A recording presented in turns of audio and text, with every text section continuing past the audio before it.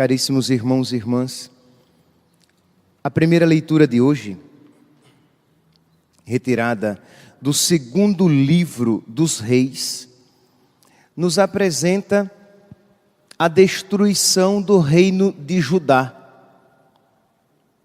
O reino depois da morte de Davi e Salomão, o reino foi dividido entre o reino do norte e o reino do sul, chamado reino de Israel e o reino de Judá.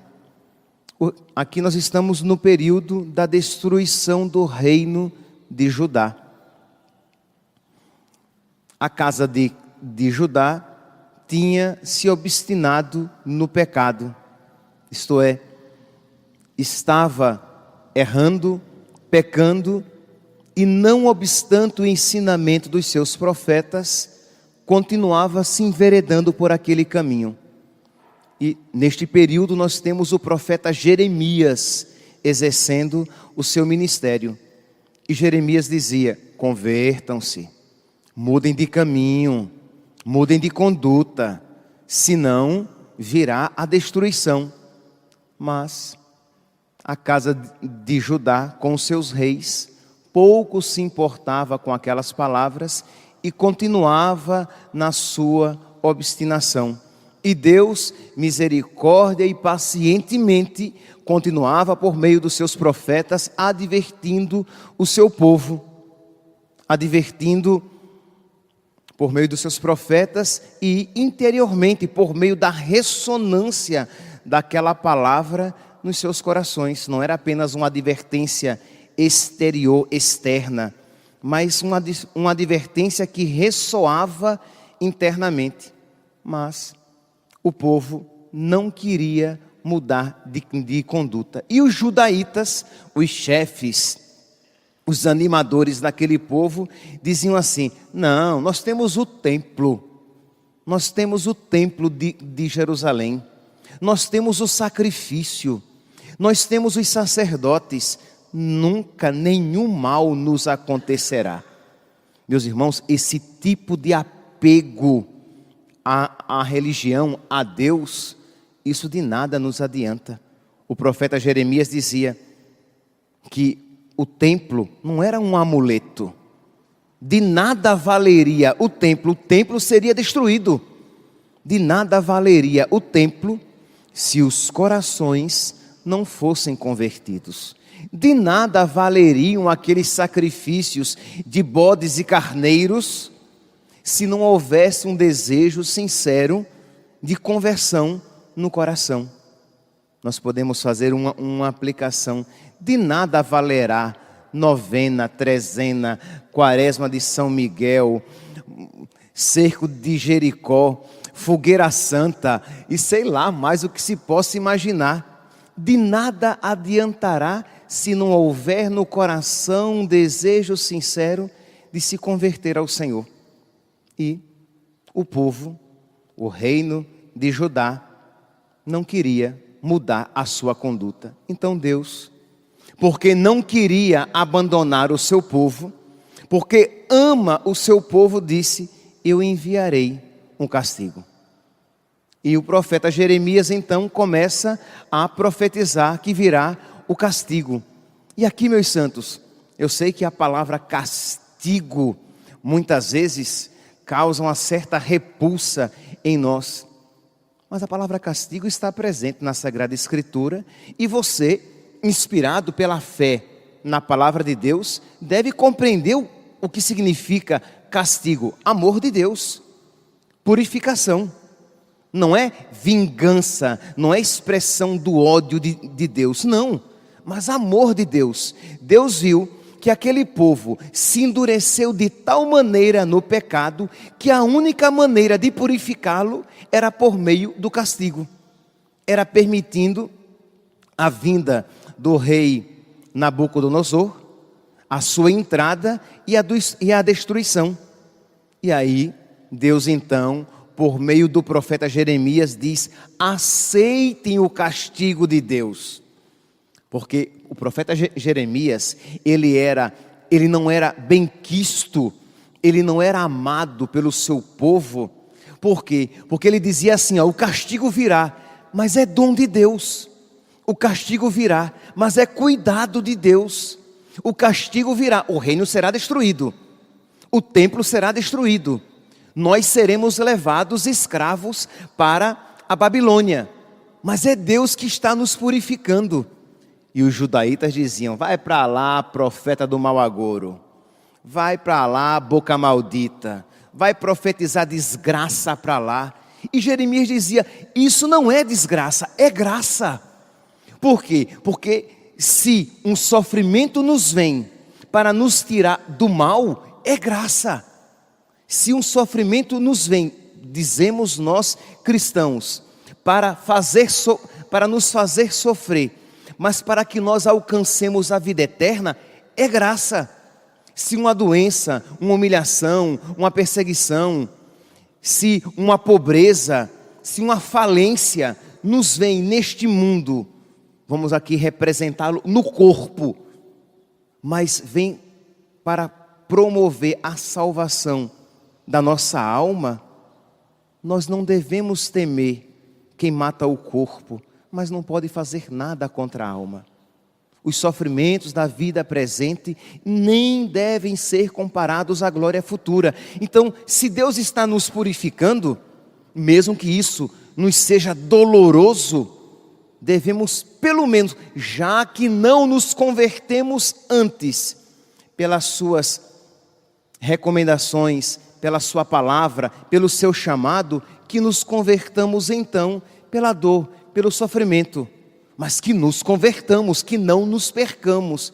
Mas os judaítas não pensavam assim e se revoltaram contra Deus e contra Jeremias, que dizia que aquele castigo era expressão do cuidado de Deus.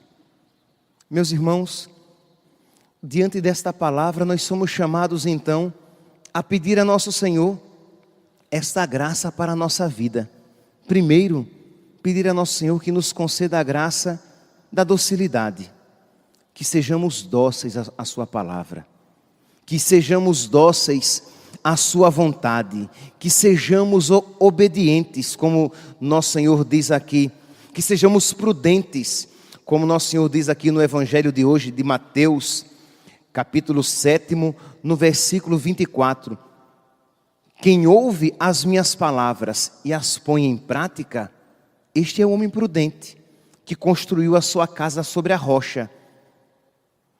Quem é meu pai, minha mãe, dirá nosso Senhor em outra passagem, meu pai, minha mãe, meu irmão e minha irmã, aquele que ouve a palavra do Pai, aquele que obedece a palavra do Pai. Então pedir a nosso Senhor esta graça da obediência, mas ao mesmo tempo pedir a nosso Senhor que se infelizmente formos desobedientes, que não sejamos rebeldes quando os seus castigos amorosos vierem sobre nós. Tá, padre, você repete, eu não gosto da palavra castigo, então tá bom. Quando as suas repreensões, quando as suas correções amorosas vierem sobre nós. São amorosas, mas serão dolorosas. São amorosas, mas normalmente nos farão sofrer. Mas se nos fizerem sofrer neste mundo temporário, para que nós não percamos o mundo vindouro, a vida eterna, que assim seja, é cuidado e amor de Deus. Durante este tempo, espero em Deus que eu leve à frente, que isso seja um bom propósito, eu tentarei sempre aqui e ali fazer alguma referência do livro Imitação de Cristo, para suscitar em vocês a leitura deste tão rico livro espiritual. Pois bem, já falei a vocês que o livro Imitação de Cristo é dividido em 4 livros, livro 1, livro 2, livro 3 e livro 4. E cada livro é dividido em vários capítulos, capítulo 1, capítulo 5, capítulo 12, capítulo 17, capítulo 40. E cada capítulo às vezes dividido em alguns números. Então, capítulo 5, número 3, porque tem o número 1, número 2, número 3. Poderíamos usar a palavra versículo, então, mas para não misturar com a Bíblia, usaremos sempre capítulo 10, número 3. Então, no livro 3, no livro 3º, no capítulo 17, no capítulo 50, livro 3, no capítulo 50, no número 6. Então, quem quiser depois, em casa, na sua oração pessoal, utilizar, não tenha dúvida, será um riquíssimo artifício, uma riqueza espiritual muito grande. Livro 3, capítulo 50, número 6. O autor faz essa oração que deveria ser a nossa. Não é uma oração fácil de se fazer, meus santos. Pode parecer romântica, mas não é. É uma oração difícil, que exige de nós fé. Que quem já sofreu, e acredito que todos nós aqui, uns mais, outros menos, mas todos nós já sofremos, quem já sofreu sabe que não é tão fácil fazer esta oração, mas é necessário. Pai querido, em vossas mãos estou e me inclino. Pai querido, em vossas mãos estou e me inclino debaixo da vara de vossas correções. Me inclino debaixo, Deus que me castiga, Deus que me corrige, Deus, como diz lá o livro do Eclesiástico, Deus que desce a vara sobre nós. Feri-me as costas e o pescoço, para que eu sujeite minha vontade teimosa à vossa. Feri-me, Senhor, feri-me as costas e o pescoço, para que essa minha vontade teimosa se sujeite à vossa. Somos nós, meus santos, somos nós teimosos, resistentes, rebeldes, desobedientes, mas que precisamos dizer, meu Deus, mas que mesmo em minha rebeldia, o Senhor por misericórdia não me solte, como um burro chucro, como um cavalo selvagem que o domador o segura pelas rédeas, e ele se levanta e o domador o segura, e não o solta, porque quer domá-lo, para que ele seja bom. Então pedir a Deus que quando a nossa alma se revoltar, que Ele não nos solte, que Ele não nos entregue a nós mesmos, ou como diz a Sagrada Escritura, Deus o entregou aos seus próprios pecados. Deus nos livre, algo assim. Continua então o autor. Fazei-me discípulo devoto e humilde, como bem sabeis fazer, para que eu obedeça a vós, ao vosso menor aceno, para que eu seja obediente a vós. Entrego-me com tudo que é meu à vossa correção. Entrego-me totalmente, para que eu seja corrigido e seja devoto, piedoso e humilde. Pois, olha aqui, pois é melhor ser castigado neste mundo que no outro. É melhor sofrer neste mundo que no outro. É melhor perder este mundo que o outro. Vós sabeis tudo e todas as coisas, e nada se esconde da consciência humana a vós. Vós sabeis o futuro antes que ele se realize. Então o Senhor conhece todas as coisas. Então se é necessário que eu passe por isso, que assim seja, mas para a minha salvação eterna. Vós sabeis o que serve para o meu progresso e quanto vale a tribulação para limpar a ferrugem dos vícios. Repito, vós sabeis o que serve para o meu progresso e quanto vale a tribulação para limpar a ferrugem dos vícios na minha alma. Então Deus que permite aquela tribulação, Deus que nos corrige com aquele sofrimento, mas aquilo vale para o nosso progresso e para a nossa purificação. Então, meus santos, como seria bonita a nossa oração? Repito, para aquele que quiser depois em casa meditar, livro 3, capítulo 50, número 6, que eu acabei de ler. Como seria bonita a nossa oração hoje se nós, como filhos que creem no amor de Deus, como filhos que olhando para Jesus crucificado, sabem que podem confiar no Pai. Deus amou tanto o mundo que nos deu o seu Filho, então nós não podemos duvidar do amor de Deus, que nós digamos: Senhor, eu aceito a Tua vontade, eu quero que a Tua vontade seja feita na minha vida, e eu aceito, Senhor, as Tuas correções, porque eu quero recebê-las como um filho que se sabe amado e cuidado. Nesta mesma linha, e para terminar, o livro 3º, capítulo 17, completa este mesmo raciocínio. Livro 3º, capítulo 17. Faz uma pequena oração. Senhor, verdade é o que dizeis. Maior é a vossa solicitude por mim do que todo cuidado que eu tenha comigo. Maior é o teu amor por mim do que todo o cuidado que eu tenho para comigo. Nós não podemos esquecer isso, que Deus nos ama mais do que nós a nós mesmos. Então, quando Deus nos corrige, não é porque não nos ama.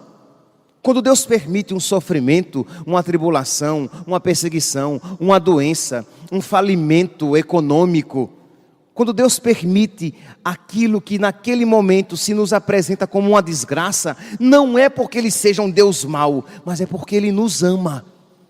E como seria agradável a Deus ouvir essa prece confiante de nós: Senhor, o Senhor me corrige, o Senhor bate em mim, é porque o Senhor me ama.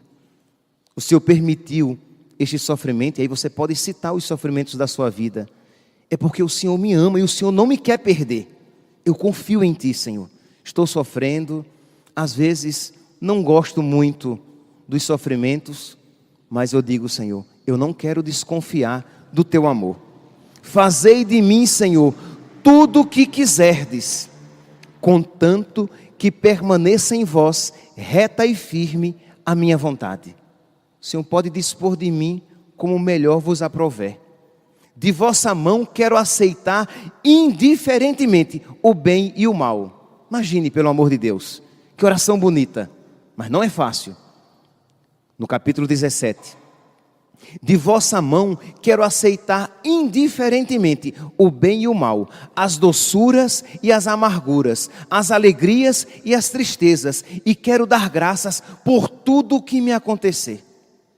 Por quê? Porque eu confio no vosso amor por mim, e eu sei que o Senhor tem cuidado de mim.